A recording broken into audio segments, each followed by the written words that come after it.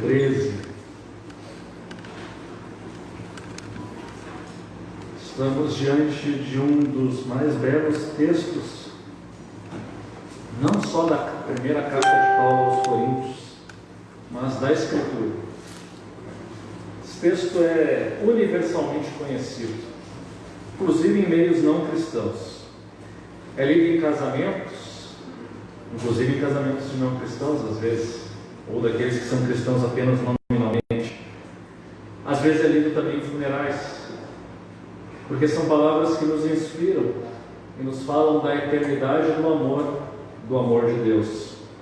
Então vamos fazer a leitura do capítulo. Na verdade, nós vamos começar na parte final do versículo 31 do capítulo 12 de 1 Coríntios, que faz parte deste trecho todo do capítulo 13. Diz assim então a palavra de Deus: E eu passo a mostrar-vos ainda um caminho sobremodo excelente. Ainda que eu fale as línguas dos homens e dos anjos, se não tiver amor, serei como bronze que soa, ou como símbolo que retina. Ainda que eu tenha o dom de profetizar e conheça todos os mistérios e toda a ciência, ainda que eu tenha tamanha fé a ponto de transportar montes, se não tiver amor, nada serei. E ainda que eu distribua todos os meus bens entre os pobres, e ainda que eu o meu próprio corpo para ser queimado, se não tiver amor, nada disso me aproveitará. O amor é paciente, é benigno. O amor não arde em ciúmes, não se ufana, não se ensoberbece, não se conduz inconvenientemente, não procura os seus interesses, não se exaspera, não se ressente do mal, não se alegra com a injustiça, mas regozija com a verdade. Tudo sofre, tudo crê, tudo espera, tudo suporta. O amor jamais acaba. Mas havendo profecias, desaparecerão. Havendo línguas, cessarão. Havendo ciência, passará. Porque em parte conhecemos, em parte profetizamos. Quando, porém, vier o que é perfeito, então o que é em parte será aniquilado. Quando eu era menino, falava como menino, sentia como menino, pensava como menino. Quando cheguei a ser homem, desisti das coisas de menino, porque agora vemos como em espelho, obscuramente, então veremos face a face. Agora conheço em parte, então conhecerei como também sou conhecido. Agora, pois, permanecem a fé, a esperança e o amor. Estes três. Porém, o maior destes é o amor. Amém. Os irmãos podem tomar assento. É quase impossível não nos emocionarmos de alguma maneira quando lemos essa palavra com atenção. Não só a parte que Paulo fala do amor, mas todo o trecho, todo o capítulo. Inclusive o arremate final, quando Paulo fala então de que quando veremos face a face, conheceremos como realmente somos, e nos aponta, portanto, para a esperança que temos como cristãos. Esse trecho, como eu falei, o capítulo 13 de 1 Coríntios, é uma das passagens bíblicas mais conhecidas da história do cristianismo. Paulo escreveu, não necessariamente todo ele em forma poética, ele mesclou possivelmente a poesia com a prosa, mas faz isso de uma maneira com uma força retórica impressionante. Ele vai progredindo, mas nós não podemos nos esquecer que essa passagem em si não é um trecho da Bíblia que eu pego e dou minha interpretação particular, descontextualizo completamente e acabo então dando um significado muito distante daquele que Paulo almejava.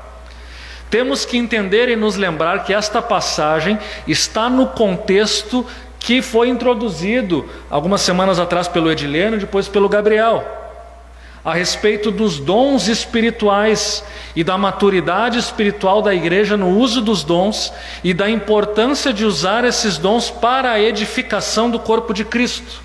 Ou seja, Os dons existem e são importantes, mas mais do que nunca a igreja precisa de amor. Ela deve exercer esses dons em amor, porque de nada adianta ela ter todos os dons e falhar no amor, porque o que caracteriza o cristão é o amor, e o que caracteriza, portanto, a verdadeira espiritualidade, e esse é o tema da nossa série, verdadeira espiritualidade, o que caracteriza a verdadeira espiritualidade é o amor, que é, na verdade, um reflexo do amor de Deus manifestado na cruz, manifestado na pessoa de Jesus Cristo.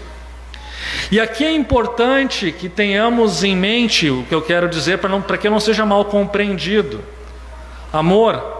O amor não é o que muitas vezes o mundo e a sociedade contemporânea entende como amor. Mas o amor, ele é definido biblicamente nessa passagem na vida de Jesus Cristo. Quando João fala que Deus amou o mundo de tal maneira que deu o seu Filho unigênito para que todo aquele que nele crê não pereça, mas tenha vida eterna, João nos está falando do significado mesmo, da conceituação mesma do amor. A manifestação do amor de Deus ocorre quando Ele entrega o seu próprio Filho para salvar pecadores e não pessoas que merecessem a salvação e o amor de Deus. Nem eu nem você merecemos, mas Deus mesmo assim nos amou, nos chamou, nos escolheu, nos salvou. É a partir daí que nós começamos a entender o significado de amor, muito diferente daquilo que a cultura secularizada nos fala hoje, aqueles chavões do tipo toda forma de amor é válido, ou na verdade que qualquer sentimento pelas pessoas é amor, e na verdade pura e simplesmente desejar que coisas boas aconteçam é amor. Na verdade não, e Paulo vai nos dizer e vai nos mostrar nessa passagem que o amor vai muito além disso. O amor não é um sentimento meramente, apesar dele também ser um sentimento, mas ele não se reduz a um sentimento. Mais ainda, o amor não é pura e simplesmente fazer atos de amor. Isso Paulo também vai deixar claro aqui, mas então parece que ele envolve as duas coisas, ele envolve, portanto, uma disposição, mas mais do que nada, o amor está profundamente relacionado com a ética, com a moral. Em outras palavras, Paulo está escrevendo para uma igreja que praticava a imoralidade, para uma igreja que desprezava os mais pobres, para uma igreja em que as pessoas se orgulhavam de terem dons e de se acharem super espirituais e mais espirituais do que os outros. E Paulo está dizendo, tudo isso está errado porque vocês estão falhando no essencial, no amor. Não que o que vocês tenham em relação a dons não seja importante, é importante, faz parte da realidade da era presente, mas ao não exercer esses dons em amor, vocês estão falhando miseravelmente. Mas vamos então ao texto, Paulo, então, como eu falei, tem como propósito corrigir a perspectiva dos coríntios que achavam que eles podiam avaliar a sua espiritualidade pelos dons, e Paulo vai dizer, não, vocês avaliam a espiritualidade pelo amor e não pelos dons. Mas também ele quer que os dons continuem, e portanto ele quer que os dons não sejam pura e simplesmente reprimidos, mas que os dons sejam exercidos em amor.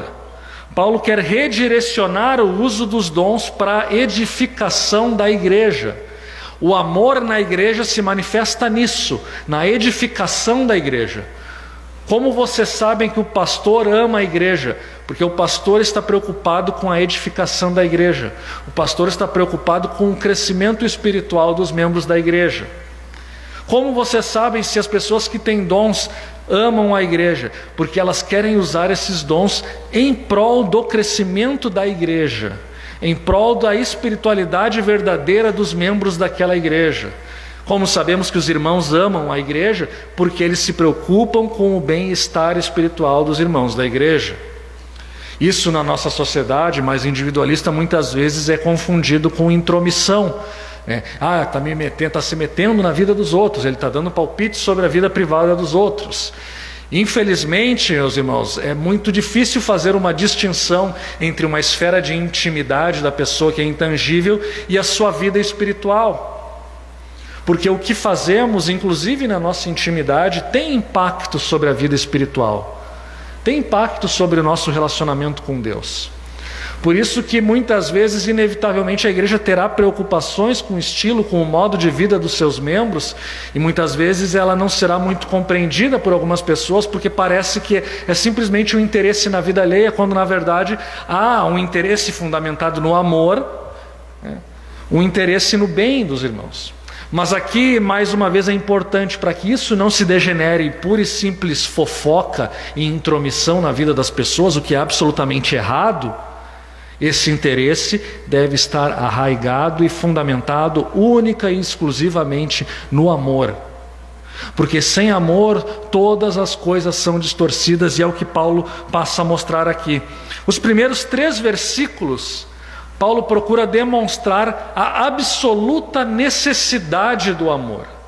O amor é necessário, não existe cristianismo sem amor. Por quê? Paulo não diz isso, mas eu já poderia responder aqui por quê, se alguém me perguntar. Porque João nos diz que Deus é amor. Está lá, João, 1 João. Deus amou o mundo, Deus é amor, é a definição, faz parte do ser de Deus. E o cristianismo é algo instituído pelo próprio Deus. A encarnação de Deus na pessoa de Jesus Cristo, o Filho de Deus, Deus feito homem, é uma demonstração de amor. O que nós estamos aqui relembrando a partir do Advento até o Natal é nada mais do que a manifestação suprema do amor de Deus. Então não existe cristianismo sem amor. Pode talvez existir islamismo sem amor, por exemplo. Porque Alá é o Deus Todo-Poderoso, mas Alá não é definido pura e simplesmente como amor. O atributo característico fundamental de Deus é o amor. E Paulo então vai aplicar isso para a realidade da igreja, e ele demonstra isso nos 3 primeiros versículos. Olha, e ele começa mencionando o dom que os coríntios usavam e que fazia aparentemente com que alguns membros da igreja usassem esse dom de uma maneira equivocada, para mostrarem que eles eram mais espirituais do que os outros e faziam o uso desse dom sem o amor, que era o dom de línguas. E por isso Paulo começa: ainda que eu fale a língua dos homens e dos anjos, se eu não tiver amor, serei como bronze que soa ou como símbolo que retine. Então Paulo diz: olha, vocês se acham super espirituais porque a igreja tem dons, vocês falam em línguas, e alguns aí inclusive dizem que falam a língua dos anjos, sem entrar no mérito se isso é possível ou não. O Paulo está dizendo: olha, vocês talvez se orgulhem disso, mas não se esqueçam que mesmo que vocês falem em línguas, se vocês não têm amor, isso não serve para nada. Vocês seriam mais ou menos como um símbolo que retine ou bronze que soa. Aqui o bronze, símbolo que retine, a tradução dessas expressões do grego é bem complexa e ninguém sabe exatamente o que Paulo queria dizer com isso, mas muito provavelmente o que ele estava querendo dizer é o seguinte: olha, nos templos pagãos existem alguns instrumentos musicais, que fazem barulho, o símbolo, usado no culto dos deuses pagãos. E se vocês falam em línguas, mas não têm amor, o que vocês estão fazendo é mais ou menos emitindo barulhos e ruídos como nos templos pagãos, inclusive um barulho que não faz sentido nenhum. Ou vocês são como o bronze que soa, seco, nada mais do que isso. Ou seja, o que vocês estão fazendo não tem vida, não tem significado nenhum, não promove nada de bom. E ele continua no verso 2: ainda que eu tenha o dom de profetizar e conheça todos os mistérios e toda a ciência, e ainda que tenha tamanha fé ao ponto de transportar os montes, se eu não tiver amor, nada serei. E aqui Paulo então pega outros dons. Profetizar, o dom que inclusive que Paulo parece preferir, o dom de profetizar, de proclamar os mistérios de Deus, a palavra de Deus.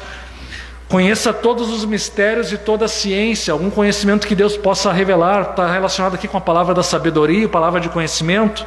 E tenha tamanha fé, aqui a fé também pensando nos dons, no dom da fé, que é uma fé mais do que aquela fé que todo cristão tem, mas uma fé que realmente crê no impossível em situações extremas. Como Paulo fala aqui, a fé a ponto de transportar os montes. Se eu não tiver amor, nada serei. Ou seja, todos esses dons também não têm o valor para uma vida de espiritualidade autêntica se não vem acompanhado de amor. E aí vem o terceiro verso: ainda que eu distribua todos os meus bens entre os pobres e ainda que entregue meu próprio corpo para ser queimado. Se eu não tiver amor, nada disso me aproveitará.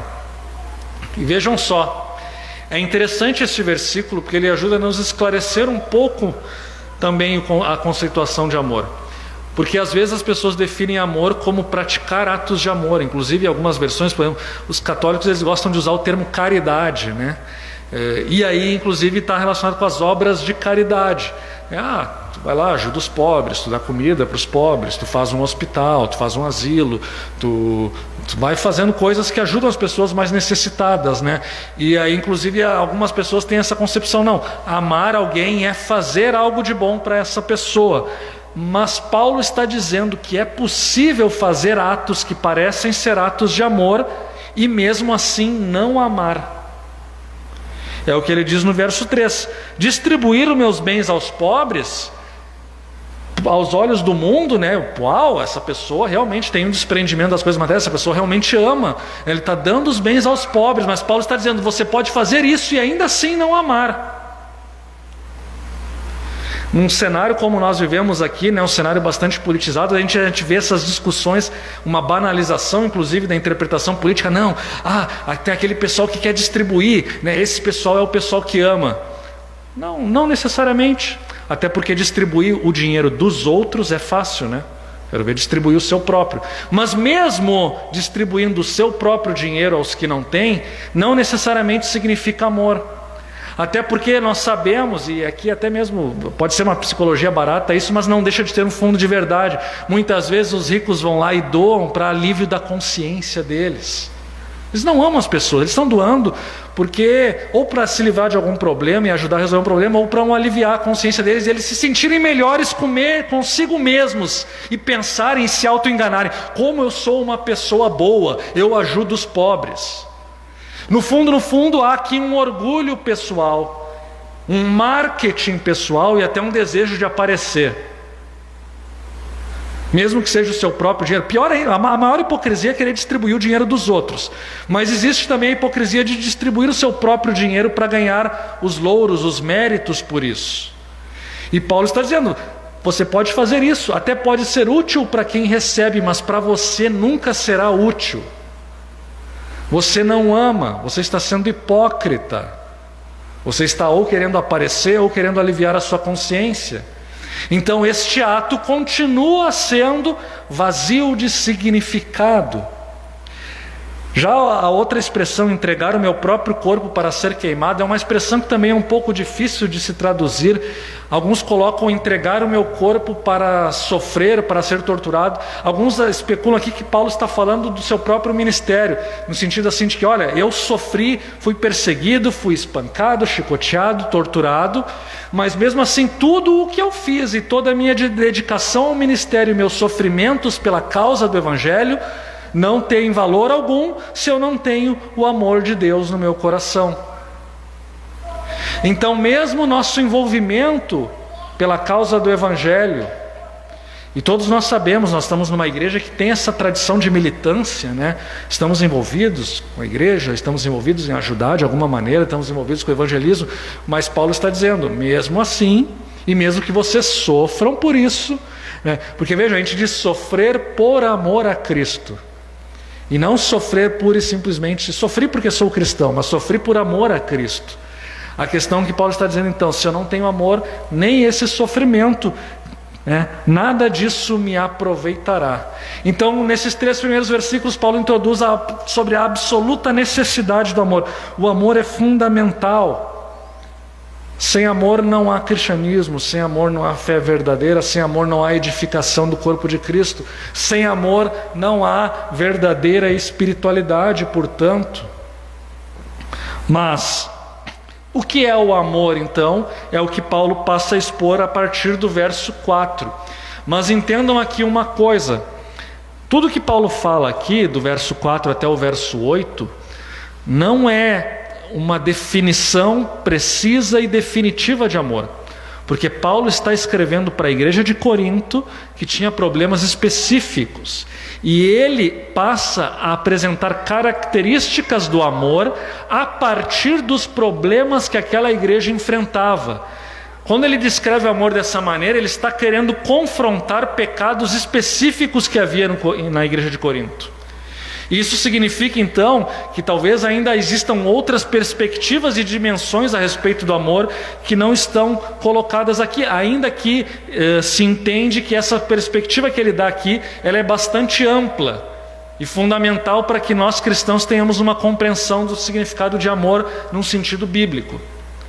Mas entendam que Paulo quer enfrentar um problema específico naquela cidade.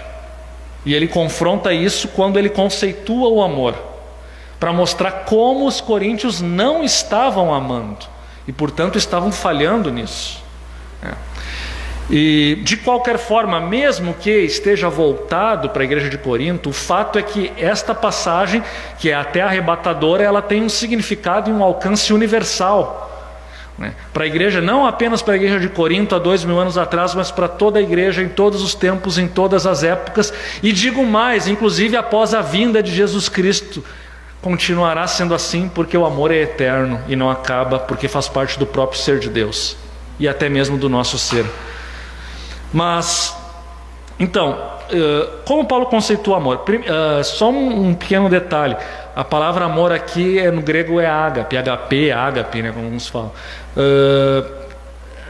No passado se costumava, o pessoal escreveu livros sobre isso, sobre os amores, tinha livros sobre os 4 amores. Aí outros falavam que o HP é diferente do eros, que é diferente do filéu, que são 3 formas de amor na terminologia grega.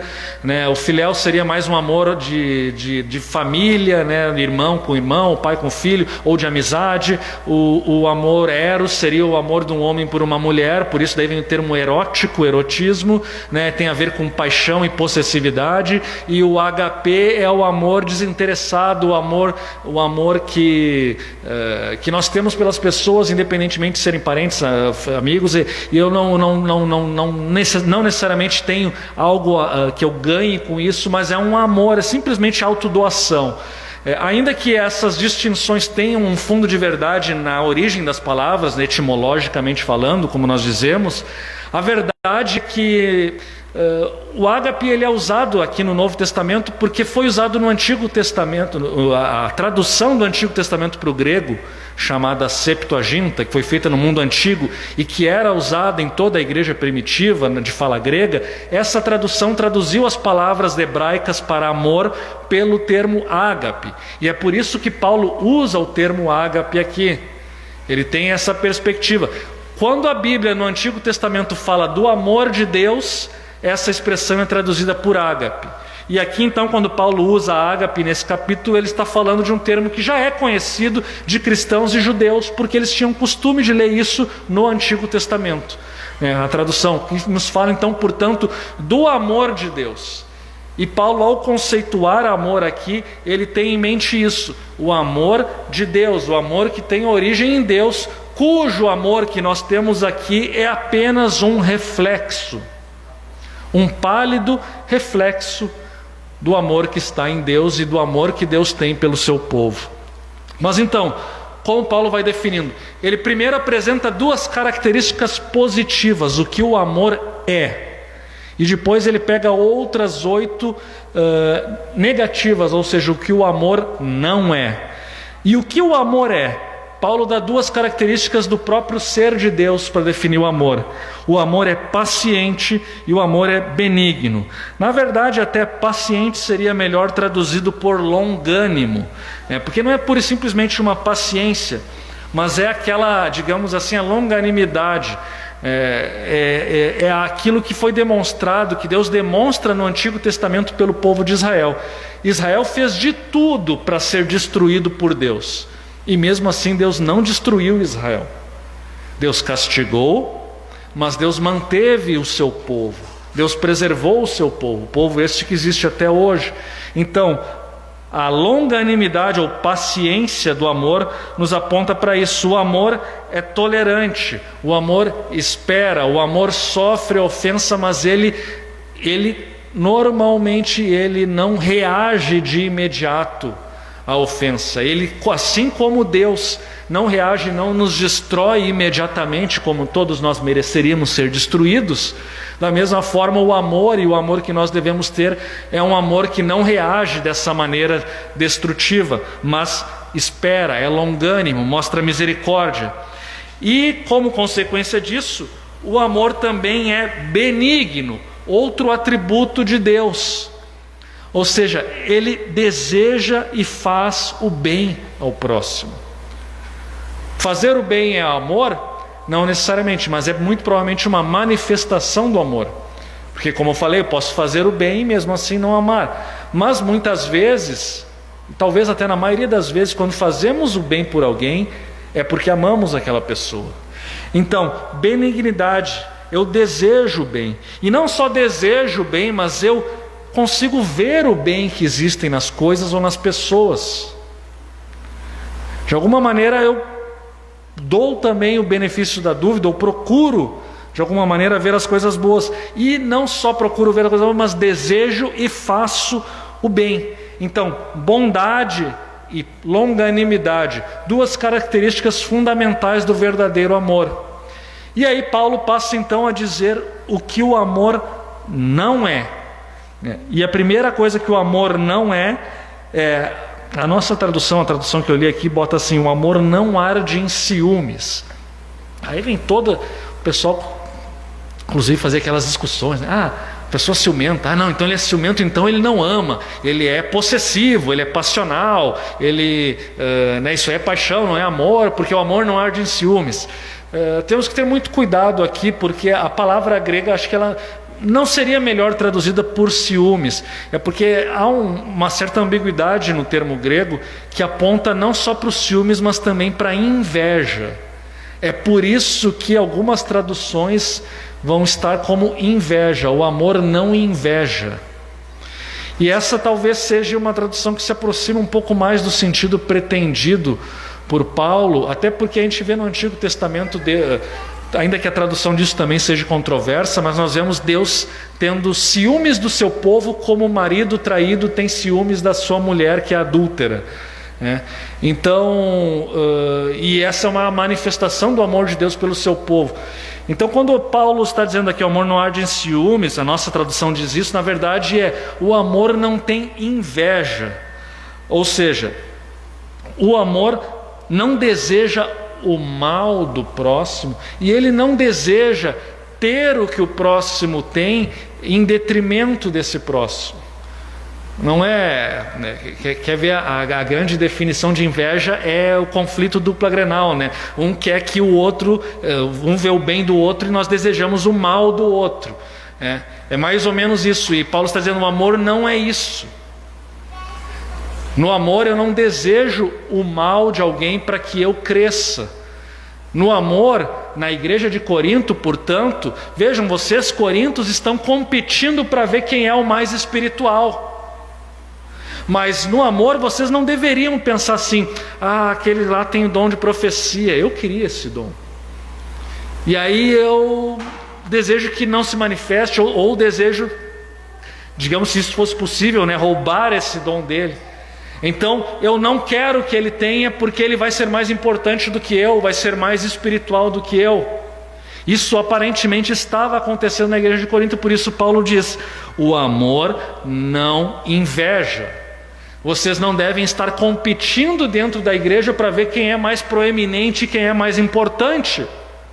Porque se vocês amassem os irmãos, vocês se alegrariam em ver o crescimento espiritual dos irmãos e não ficariam preocupados em ver como vocês são medíocres e como eles estão avançados, ou como eles estão próximos de Deus, ou amando a Deus melhor do que você. Esse, portanto, é o sentido. O amor também não se ufana. A nossa tradução, ela poderia também ser traduzida por não se vangloria. Ou seja, vejam como está relacionado com a inveja. O amor não faz as coisas para parecer melhor do que os outros. Não, eu quando subo no púlpito aqui, eu quero ter a melhor oratória porque eu quero mostrar que eu sou melhor pregador que o Gabriel, que eu sou melhor pregador que o Israel, que eu sou melhor pregador, sei lá, que o Nicodemos, ou seja lá quem for aí que pregue, que faça sucesso. Não! Se eu venho no púlpito com essa mentalidade, eu estou falhando, porque o amor não faz isso.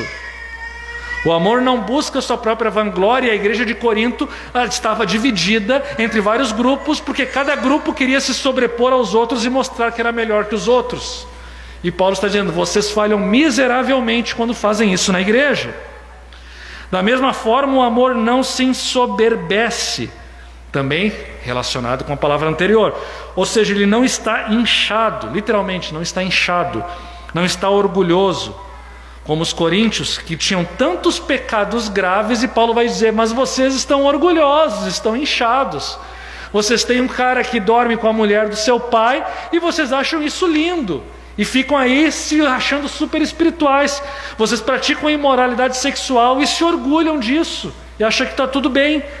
Vocês deveriam se humilhar e se arrepender. Essa atitude de orgulho de vocês não é compatível com o amor. Até porque o amor tem a dimensão ética. O amor não pratica a imoralidade. Vocês estão se orgulhando por coisas erradas, e pior, se orgulhando pelo pecado.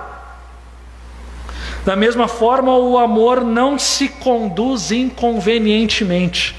Sabe que eu sempre pensava: o que isso quer dizer isso? Algumas pessoas botavam assim: não é indiscreto, né? Aí às vezes eu já vi aquelas interpretações assim, do tipo assim: aquela pessoa que fala besteira, né? Aquela pessoa que fala umas coisas infelizes, assim, que faz piada sem graça. Não, mas Paulo não está falando aqui de piada sem graça, não está falando do cara que é um mala, né? Mas ele está falando aqui de pessoas que têm atitudes que são inadequadas, apesar de não serem pecados, como acontecia na igreja de Corinto, das mulheres que naquele contexto não queriam usar o véu e que portanto estavam envergonhando os homens e os maridos da congregação. Ele está falando também daquelas pessoas que queriam comer carne sacrificada aos ídolos, dizendo que isso não era pecado, e não estavam nem aí para aqueles irmãos que tinham uma consciência fraca e achavam que era pecado. Isto é que significa conduzir-se inconvenientemente, ou seja, um mau exercício da liberdade cristã que nós temos, da liberdade que nós temos de Jesus Cristo. Eu faço as coisas e não me preocupo em como eu vou afetar os meus irmãos. Não tem pecado nenhum nisso. Eu sou uma pessoa rica, eu vou ostentar, não é pecado eu desfrutar das minhas riquezas, mas às vezes eu posso fazer isso de uma maneira que eu posso estar ofendendo o meu irmão, ou inclusive demonstrando vanglória aqui. Então, as pessoas que iam na igreja e comiam e faziam um banquete, deixavam os pobres lá no cantinho separados, eles estavam se portando inconvenientemente, eles estavam promovendo exclusão. Na verdade, aqui nós já estamos entrando inclusive no âmbito do pecado, quando fazemos diferenciação entre as pessoas. Mas então, não conduzir inconvenientemente, não agir de uma maneira vergonhosa, não agir de uma maneira que causa constrangimento aos irmãos e inclusive pode levar a divisões. Não procura seus interesses. Aqui talvez uma das características mais difíceis de pôr em prática quanto ao amor cristão. Amar o próximo como a si mesmo. Amar a Deus acima de todas as coisas. Vai significar, portanto, que eu não estou colocando os meus interesses em primeiro lugar. Aqui é o principal ponto em que todos nós falhamos, porque pensamos apenas no nosso bem. E aí, novamente, vejam a conexão que tem com o termo anterior, que nos fala do portar-se inconvenientemente. Eu acho que beber não é pecado, mas eu bebo na frente do irmão que acha que é pecado, e ele que tem que me aceitar, ele que me aceite, ele que aprenda comigo, que eu tenha liberdade. Vejam como eu estou nessa atitude demonstrando uma falta de amor e uma falta de cuidado. Eu estou procurando apenas o meu interesse, que é ter o conforto, estou procurando apenas o meu interesse, que é me sentir bem, e desprezo o irmão que tem a consciência mais fraca em relação a certos assuntos. Claro que assuntos polêmicos têm que ser trabalhados em algum momento, mas muitas vezes atitudes que nós demonstram muita falta de amor, e nós nos justificamos dizendo: não, porque eu tenho que mostrar o que é certo, eu tenho que acabar com o legalismo, mas muitas vezes isso vem de um coração que está apenas procurando o seu próprio interesse. Nos falta a autocrítica, muitas vezes nos falta o autoexame para avaliar as nossas condutas e a motivação que está por trás das nossas condutas. Vejam, meus irmãos, o amor tem a ver com isso que está dentro de nós, nossa motivação. É como a questão da ética. A ética não é apenas o que fazemos, mas é a motivação por trás daquilo que fazemos e a circunstância concreta que estamos vivenciando. E o amor é o fundamento da ética cristã, por isso que é fundamental. Muitas vezes agimos inconvenientemente, agimos com falta de amor, e isso é uma manifestação da intenção do nosso coração e, portanto, também da nossa falta de amor. E Paulo continua: não se exaspera. O não se exaspera aqui nós temos a face negativa da longanimidade, a primeira característica positiva. Essa característica, então, é o amor não se irrita com facilidade. Essa é a definição.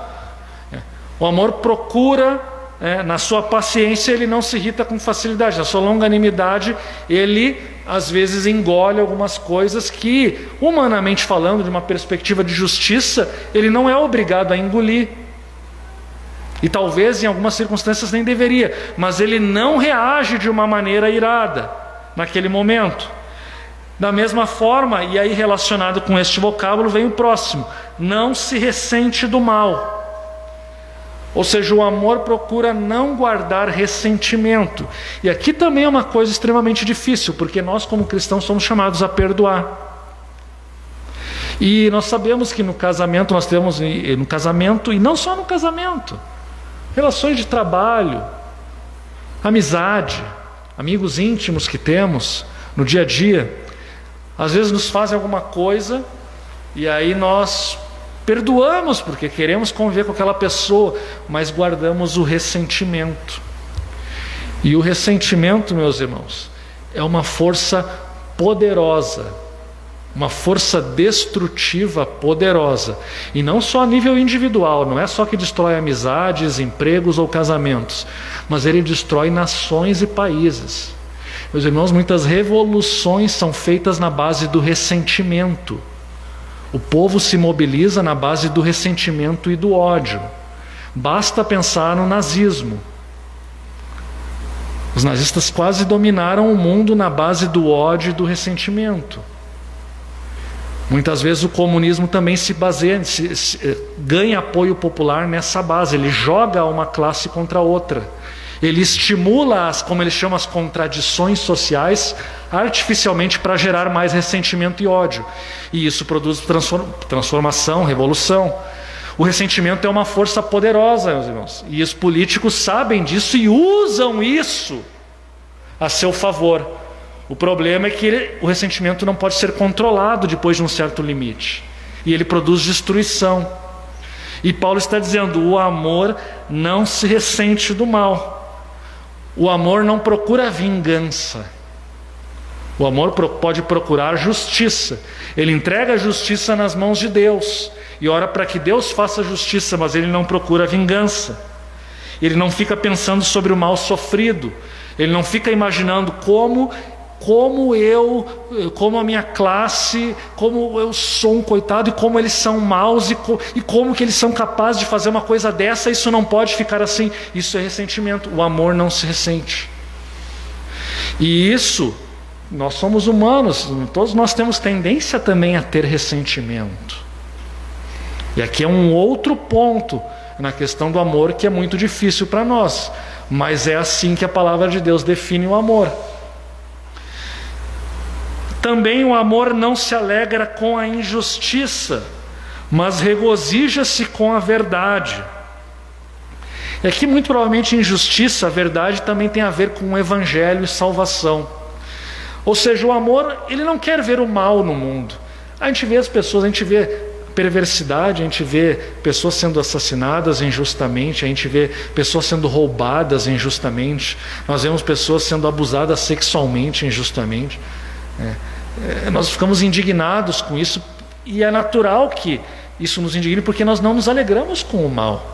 Quem é que vai se alegrar porque alguém foi assassinado? Quem é que vai se alegrar com o estupro? Quem é que vai se alegrar com o roubo, com a criminalidade, com a corrupção?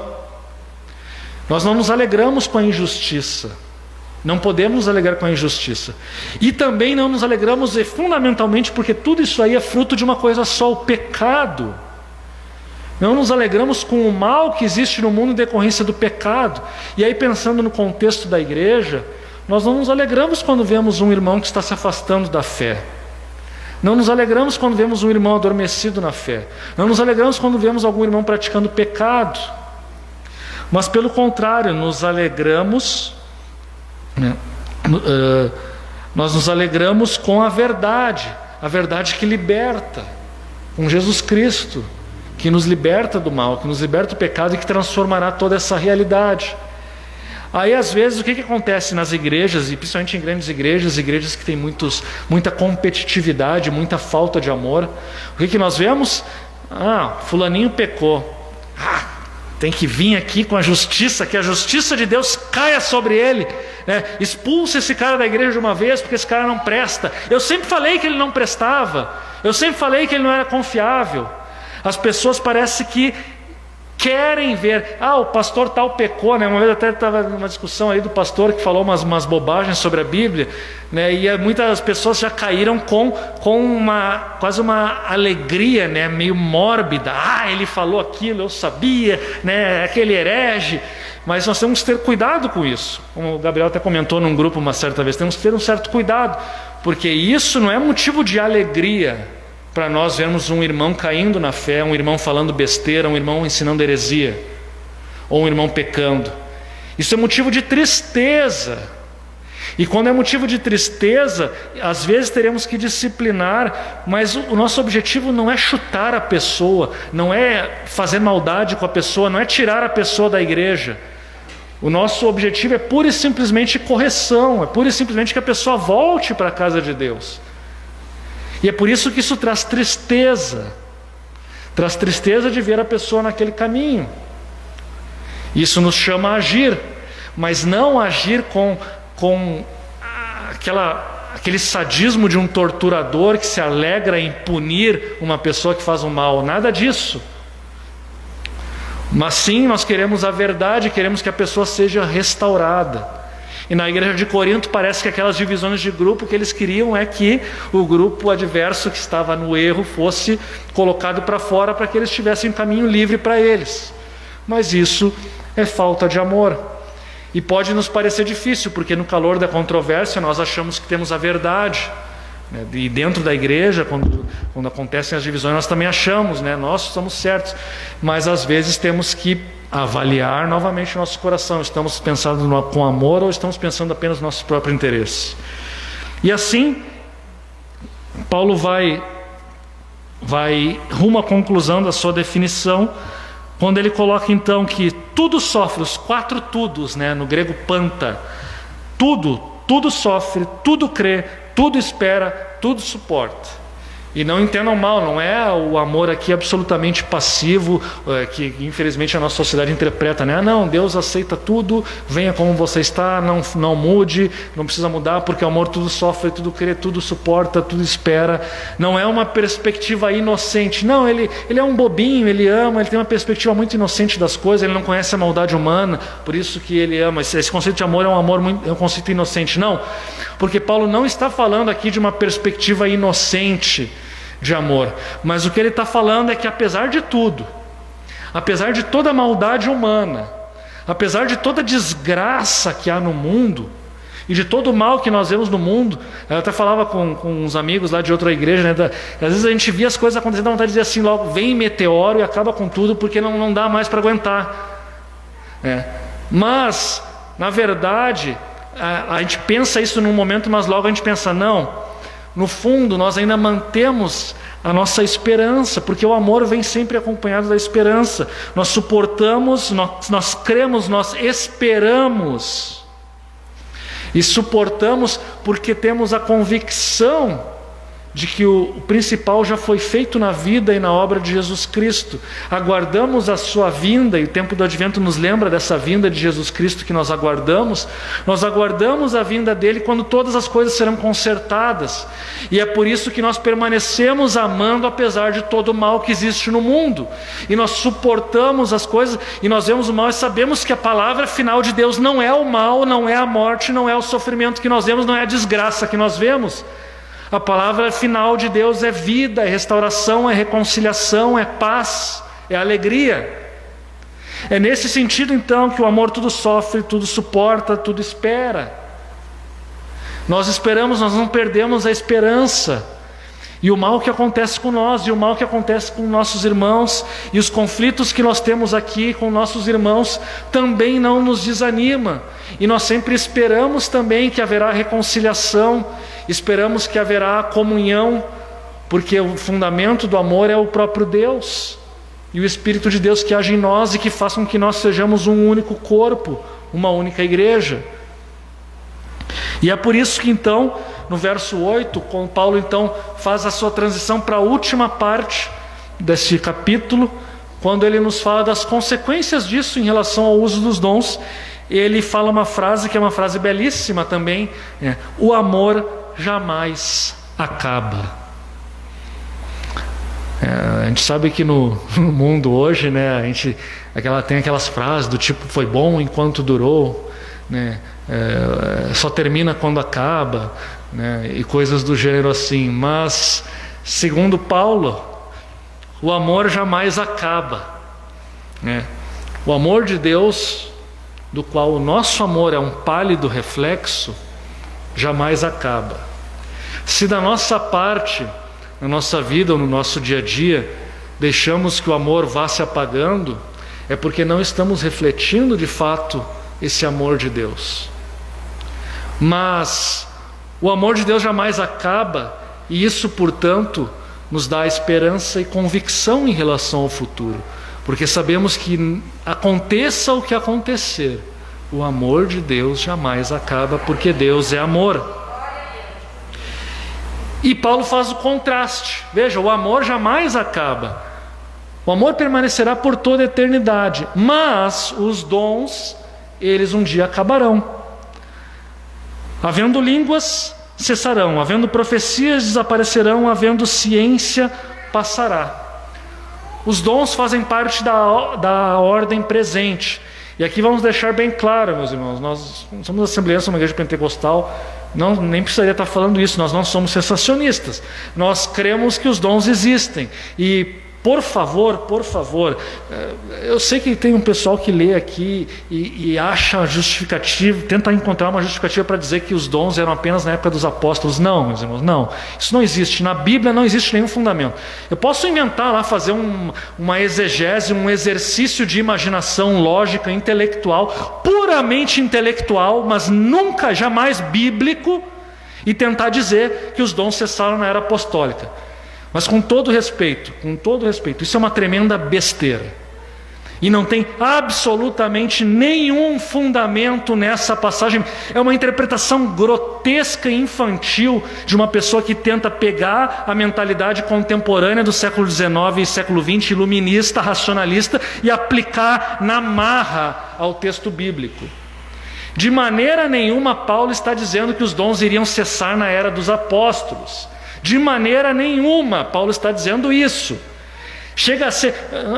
Essa interpretação ela ganhou força justamente como uma reação ao movimento pentecostal, porque o pessoal que não acreditava nisso não sabia o que fazer. O que a gente vai dizer disso? É muito feio, a gente não concorda com isso. Vamos achar aqui um argumentinho para dizer que isso acabou. E aí eles vão aqui para 1 Coríntios 13 e aí falam ali, não, porque agora vemos que quando chegar o que é perfeito, os dons... Não, para com isso. Me desculpem, mas isso é uma palhaçada. Não, definitivamente não há nenhum fundamento mínimo que seja exegético para afirmar tal coisa. Mas, antes de prosseguir aqui, deixando um pouco de lado a minha indignação, eu só me lembrei aqui na frase, o amor jamais acaba, uma frase muito bonita aqui, de Shakespeare, que com certeza Shakespeare vivia num país cristão, ele mesmo era cristão, foi inspirado pela perspectiva de 1 Coríntios sobre o amor. Tem uma frase dele que é muito conhecida e muito bela, que é a seguinte: não é amor o amor que muda quando mudança encontra. Vejam o impacto que o conceito cristão de amor ele exerce, inclusive na cultura, né? É impossível ler isso aqui, quem conhece essa frase de Shakespeare, não lembrar, né? Quando Paulo fala o amor jamais acaba. E Shakespeare, então, inspirado nisso, provavelmente inspirado nisso, né, trouxe essa frase que ela é uma frase conhecidíssima, né, ao redor do mundo. Não é amor o amor que muda quando mudança encontra. Então, baseado na esperança do futuro e sabendo que Deus não muda, o amor de Deus também não muda. E essa não os nossos méritos, nossa justiça ou nossa capacidade, que é o fundamento da nossa esperança, mas o amor de Deus, que jamais acaba e que nunca muda, é o nosso fundamento. Mas vamos continuando, que o nosso tempo já está se esgotando.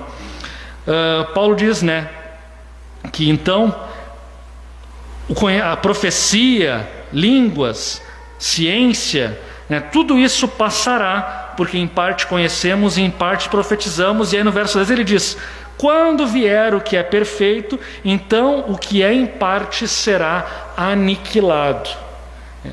Em algum momento virá o que é perfeito, e isso que é em parte, ou seja, profecia, línguas, os dons sobrenaturais do Espírito Santo, Paulo está dizendo claramente que isso um dia passará, um dia isso cessará. E quando isso vai acontecer? Quando vier o que é perfeito.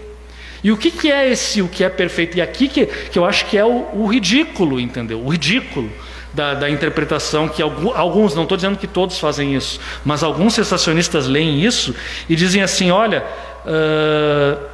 quando vier o que é perfeito é quando vier o cânon bíblico.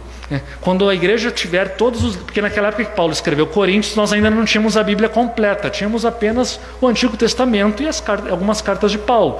Então assim, eles dizem que Paulo estava se referindo aqui à futura formação da Bíblia, porque quando tiver a Bíblia a gente não precisa mais dos dons. Eu não preciso dizer o quanto isso é ridículo. É ridículo, porque é óbvio que Paulo não tinha isso em mente, porque ele nem tinha sequer essa perspectiva de cânon bíblico. Pelo amor de Deus, é óbvio que Paulo não está... O que é perfeito, ele não está falando da Bíblia. É óbvio. Só uma pessoa que quer enxergar isso no texto bíblico enxerga. É uma questão de honestidade intelectual. O que é perfeito, e hoje muitos cessacionistas honestos concordam, o que é perfeito é o que é nada mais do que a vinda definitiva do reino de Deus, a vinda de Cristo. Isso é o perfeito.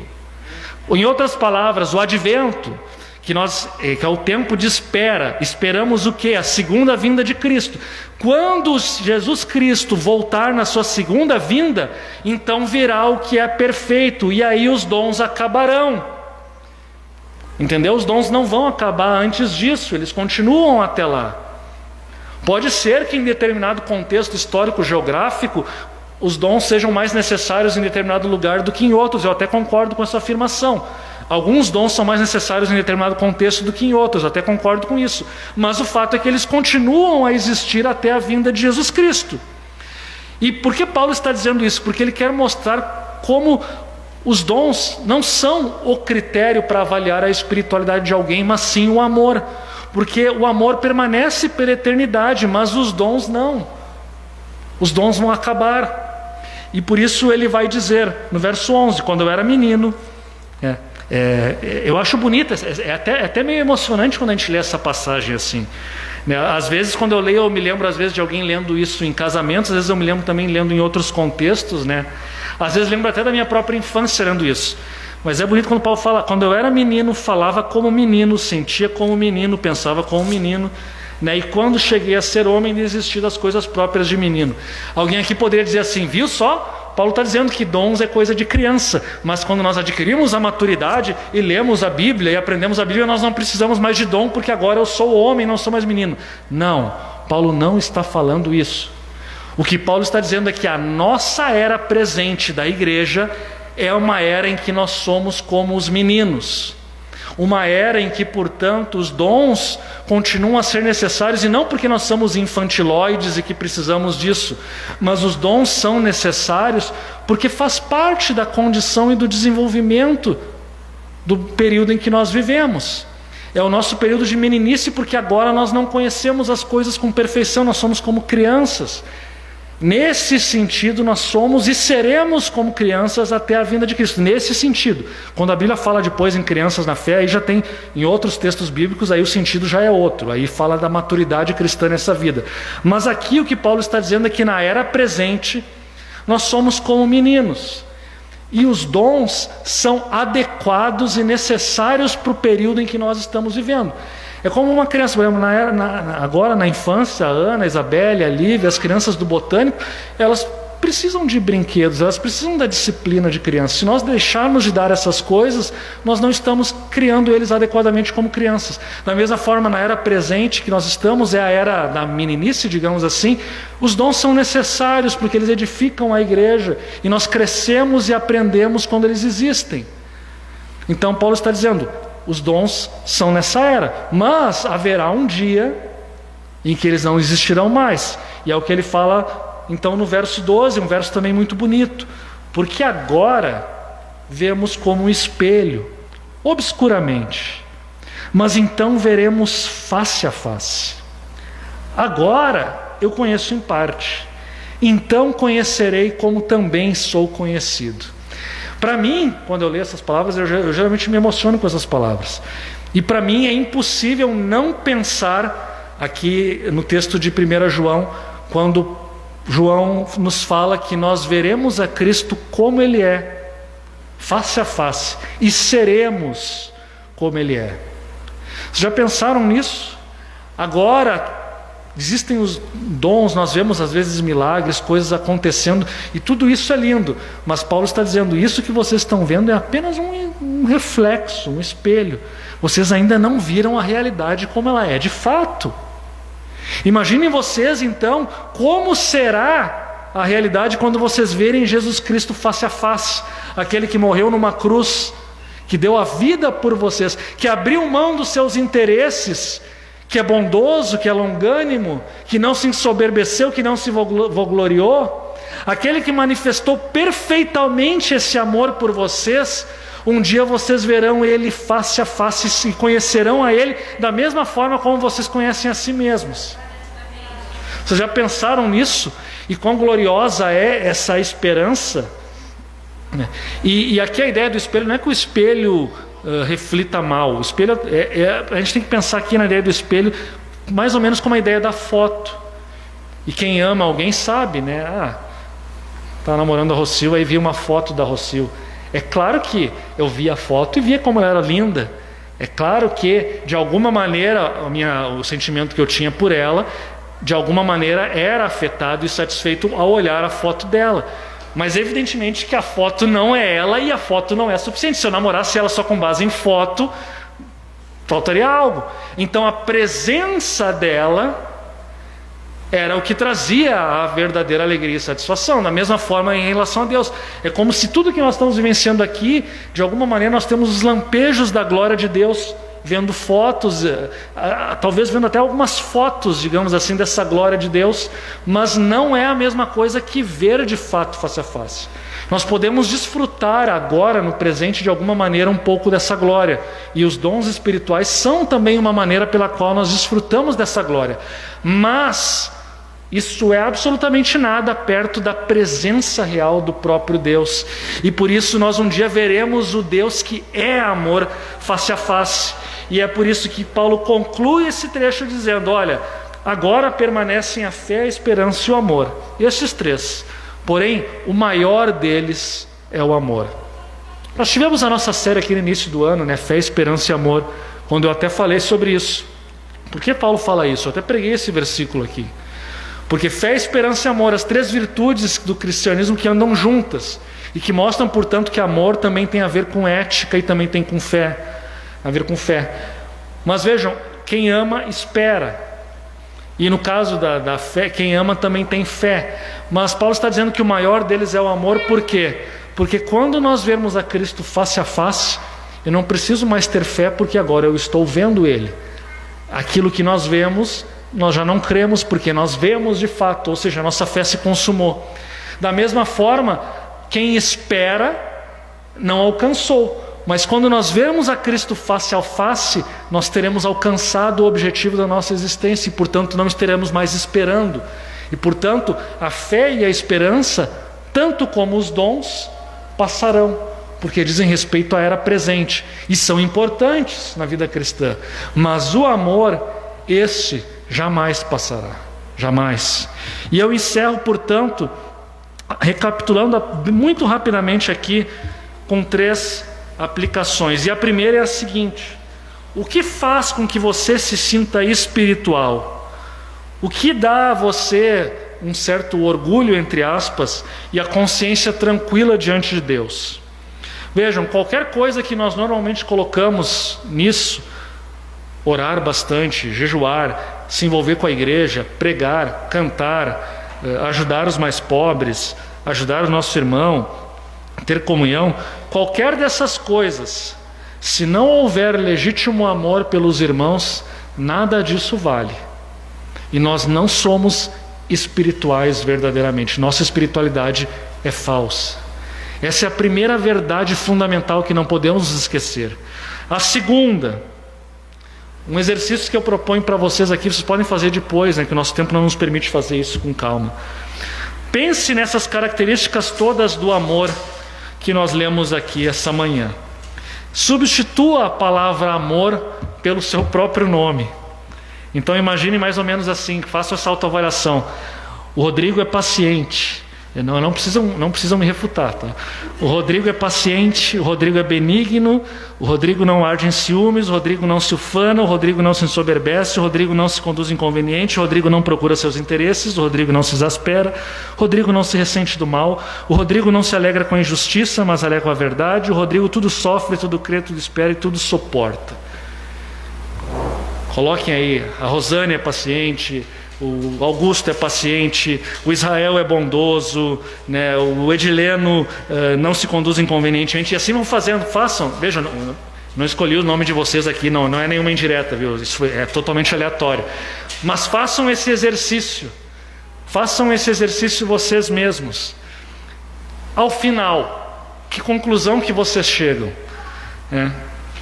Eu acredito que ao final, se acontecer com vocês o que aconteceu comigo, ao final dessa reflexão é um momento de arrependimento e de pedido de perdão.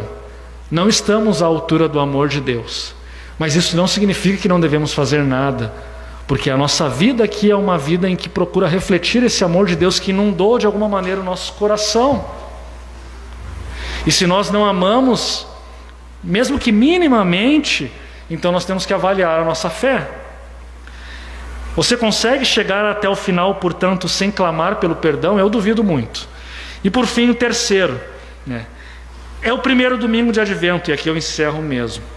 O amor enche o nosso coração de esperança, apesar de todo o mal que há no mundo. E apesar do mal que as pessoas nos fazem, nós cremos que a justiça de Deus prevalecerá nesse mundo. Há esperança para o mundo. E a vinda de Cristo, tanto a primeira, no nascimento de Cristo, como a futura que nós aguardamos, nos mostra que essa esperança tem um firme fundamento.